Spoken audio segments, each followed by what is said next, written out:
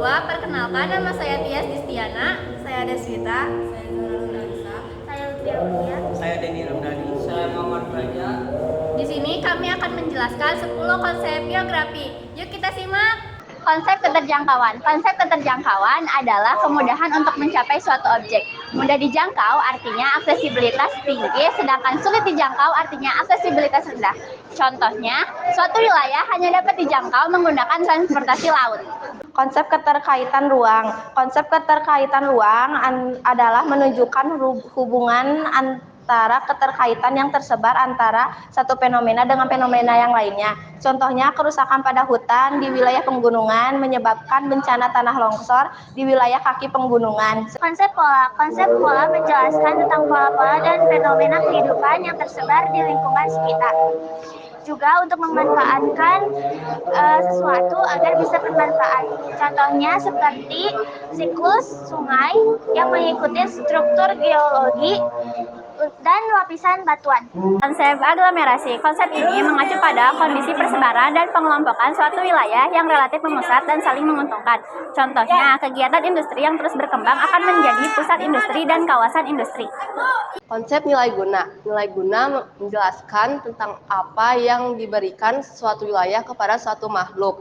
Nilai kegunaan bersifat relatif dan tidak sama bagi semua orang. Contohnya, wilayah laut cocok untuk nelayan daripada untuk petani. Konsep interaksi dan interdependensi. Interaksi adalah hubungan timbal balik antara dua wilayah atau lebih yang menghasilkan fenomena, tampilan, dan masalah baru. Interdependensi adalah saling berhubungan antara dua wilayah atau lebih. Contohnya, bahan baku kayu dari desa ke kota, kursi dan meja kayu dari kota ke desa. Jarak membahas jauh dekatnya satu objek yang ada. Jarak terbagi menjadi dua, jarak absolut dan jarak relatif. Jarak absolut atau jarak mutlak dicirikan dengan adanya satuan ukur seperti meter dan kilometer. Contoh jarak absolut, jarak dari rumah ke sekolah adalah 2 kilometer. Jarak relatif adalah jarak yang tidak pasti, biasanya diukur dengan satuan waktu. Jarak relatif dipengaruhi juga oleh moda transportasi yang digunakan. Contoh, jarak dari rumah ke sekolah dekat yaitu sekitar 10 menit jika menggunakan sepeda motor. Tetapi jika berjalan kaki jaraknya menjadi jauh sekitar 20 menit. Diferensiasi area. Diferensiasi area kegunaannya untuk menjelaskan keunikan dan ciri khas dari suatu wilayah. Konsep ini juga digunakan untuk mempelajari perbedaan fenomena geografis dari satu wilayah ke wilayah lainnya. Contohnya, tumbuhan tomat hidup di dataran rendah sedangkan teh tumbuh di dataran tinggi. Morfologi. Konsep morfologi menggambarkan kondisi di daratan bumi ini yang merupakan proses dari hasil pengangkatan atau penurunan. Contohnya penebalan lapisan bumi, erosi, dan lain-lain. Konsep lokasi. Konsep lokasi adalah konsep utama yang digunakan untuk menyesuaikan antara letak atau posisi fenomena geosfer di permukaan bumi.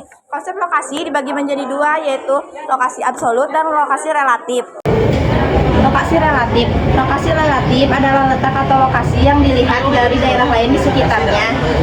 Lokasi relatif dapat berganti-ganti secara objek karena sesuai dengan objek yang ada di sekitarnya. Contohnya, Pulau Bali berada di sebelah timur,